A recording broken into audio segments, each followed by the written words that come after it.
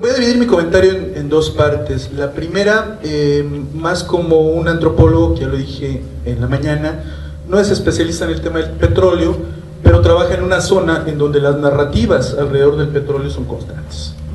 Las narrativas que tienen que ver con la abundancia, con la riqueza, pero también con la transformación de un espacio que tuvo su gran momento de auge y después su momento de caída, y es este espacio que tiene que ver con Poza Rica, Papantla y decía yo también Tejolutla. Y quisiera traer, para hacer un poco este comentario y articular un poco también con lo que se dijo por la mañana, cuando se abrió esta cuestión de la discusión sobre los modelos, ¿no? Privado, público, mixto, que era alguna cuestión que colocaba por ahí Ernesto y que levantaba un poco la cuestión de la corrupción, pero también la cuestión de la accountability y la cuestión de rendir cuentas.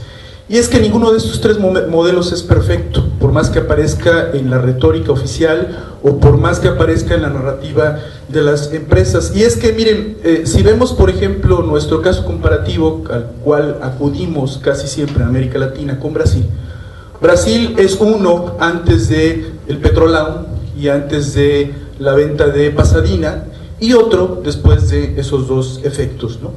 En Brasil ese proceso llevó a lo que estamos viendo, parte de lo que estamos viendo ahora, de la triste situación que estamos viendo ahora en Brasil, pero que tiene un lado que nos ha llegado menos a México, que tiene que ver con esta cuestión de cómo el petróleo sirvió para financiar un montón de cosas, entre ellas la corrupción política, no en un partido, sino en toda la base partidaria brasileña, pasando por PMDB, PSDB y los 25 partidos que hay en Brasil.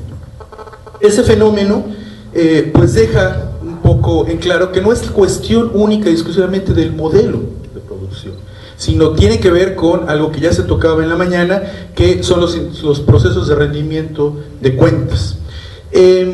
Y creo yo también que es importante observar eso desde una panorámica que no solo coloque el efecto de esta articulación entre lo público y privado alrededor de una empresa, sino también la importancia de mirar a distintos puntos, ¿no? Como antropólogo, podría decir que el tema de energía es un tema que está ahí.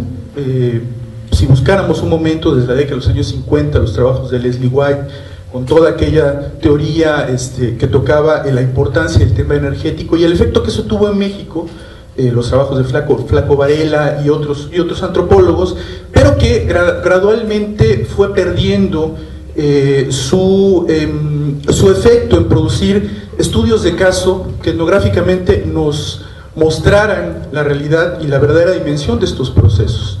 Esta segunda mesa ha sido muy rica en darnos distintas pistas, pero me lleva un poco la impresión como antropólogo que apenas estamos viendo como la cúspide del problema, es decir, todavía tenemos muchas dudas porque también tenemos muy poca información etnográfica al respecto. En México es muy pequeño, pero también valdría la pena pensar esta cuestión de las crisis y esta cuestión de los efectos legales que tienen estos procesos en lo público y lo privado, si lo articulamos a pensarlo desde una perspectiva de más larga duración, en donde podamos ver los efectos que eso ha tenido en otros sectores. Por ejemplo, pienso yo en la minería. La minería, por ejemplo, y traigo aquí a colación Real de 14. Real de 14 en su época en la colonia tenía su propia casa de moneda, ¿no? Y que te habla de la riqueza y del discurso de abundancia que existía en ese periodo. Huatley, que es una comunidad cercana a Real de 14 y que llegó a tener en 1910 un sindicato muy importante en pleno semidesierto de 400 trabajadores ligados a la producción, y si hoy ustedes van a aquella zona para encontrar una serie de pueblos fantasmas que se perdieron. Bueno, no estoy diciendo que eso vaya a suceder con el caso del petróleo, pero sí lo que estoy diciendo es que convendría desde una perspectiva antropológica no solamente encerrarnos en ver estos procesos en la órbita de lo que ha sucedido en el petróleo, sino también entenderlos en la órbita de lo que significan esas transformaciones en cuanto a dinámicas regionales en otras zonas, ¿no? Pienso básicamente en dos trabajos que ofrecen pistas al respecto. Uno de ellos es el trabajo de Norman Long en Perú, que trabaja esta cuestión de la minería, pero otro también, y que sí atañe al petróleo, son los trabajos de William Rosberry, que en Boconó, Venezuela, vio precisamente estos procesos de transformación de una economía agrícola que, por efecto del petróleo, transformó procesos en los cuales surgieron nuevos agentes distintos en distintos momentos. Es decir, me parece que la antropología ayuda mucho a complementar, y me llama mucho la atención que en ese recorrido que hemos hecho tuvimos solamente la intervención de una antropóloga, y que de alguna manera hay una ausencia todavía fuerte de ofrecer más dato etnográfico. Es decir, lo que hacemos los antropólogos, que es un poco ver desde otra escala, y tal vez caiga un poco aquí en contradicción, procesos que habría que ver en distintos movimientos globales y locales que son efecto de la misma cuestión, ¿no? Bueno, hay otra serie de cuestiones que no me va a dar tiempo de desarrollar aquí, pero me parece que sí hay una cuestión que no hemos, o que no saltó tanto en la discusión. Hablamos mucho sobre el caso, pero hablamos muy poco, y bueno, tal vez porque lo rico fueron tanto en la mesa de la mañana como en la mesa de hoy, el recorrido transdisciplinar del asunto, ¿no? Tuvimos gente de, ¿cómo se llama?, sociólogos, historiadores, gente de trabajo social, perdón, ya a estas horas ya el cansancio ya hace efecto, etcétera, economistas, ¿no? Y antropólogos también, ¿no? Pero saltó muy poco la discusión metodológica, es decir, cómo entrarle para visibilizar esta cúspide de la montaña, ¿no?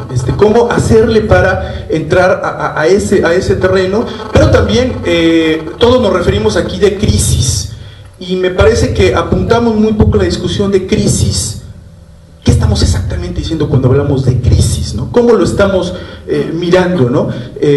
La intervención de Juan me hizo mucho pensar precisamente en los distintos focos que tienen que ver con los usos conceptuales, ¿sabes?, que tenemos, porque bien apuntado Juan hablaba de, bueno, cuando hablamos de trabajadores hablamos de una gama amplia, ¿no?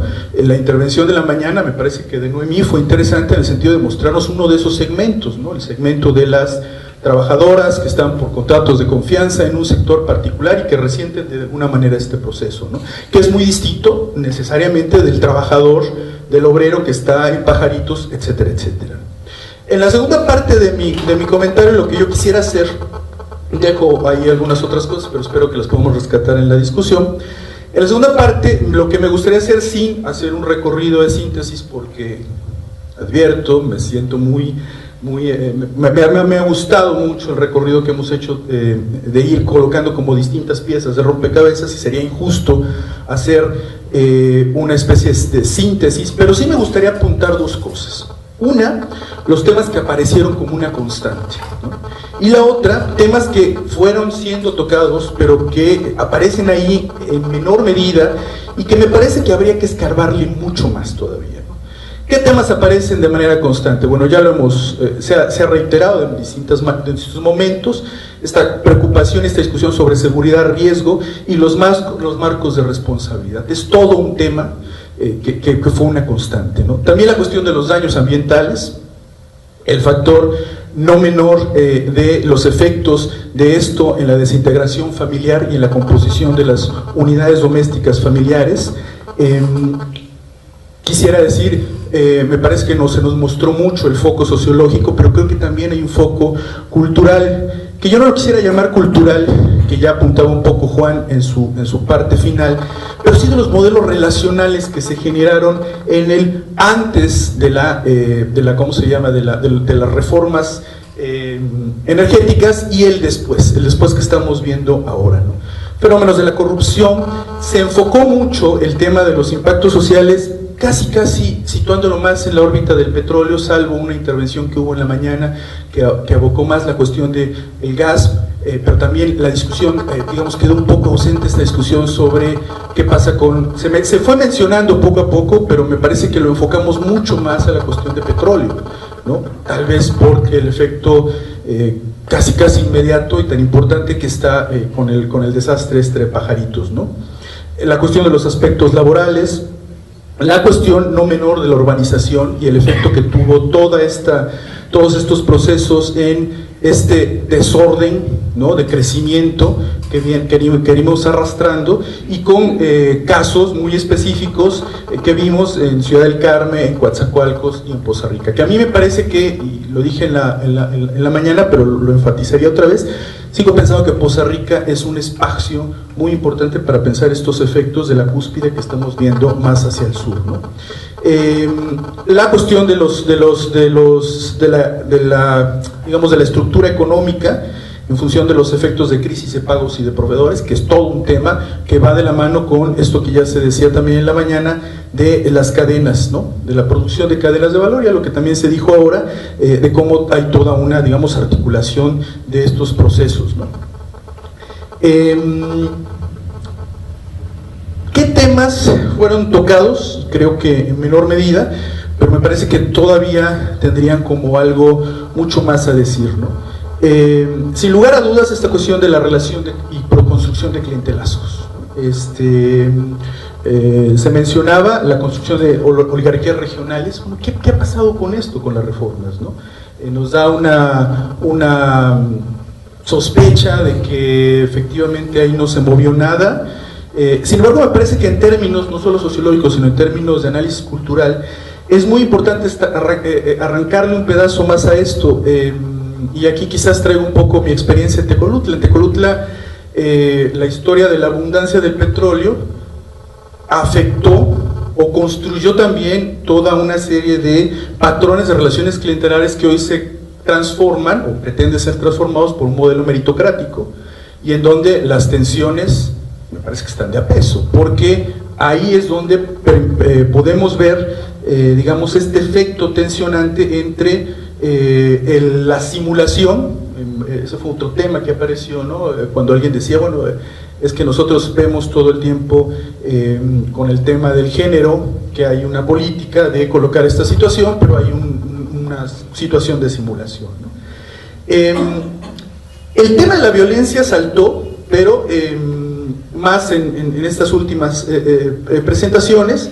Creo que sería una cuestión más a colocar ahí en términos de qué tanto este modelo de violencia se articuló o se está articulando con los modelos de relaciones clientelares que ya estaban construidos desde los años 30. A mí me ha tocado en más de una ocasión en trabajo de campo oír discursos del tipo: es que ahora el cobro de piso se justifica porque eso me permite subsistir, ¿no? Es decir, como trayendo a colación ese discurso clientelar que ya existía, porque había que mantener una relación clientelar entre los que tenían acceso a los bienes producto de esta derrama de abundancia, entre comillas, y que ahora, digamos, parece transformado en términos de los discursos de violencia, ¿no?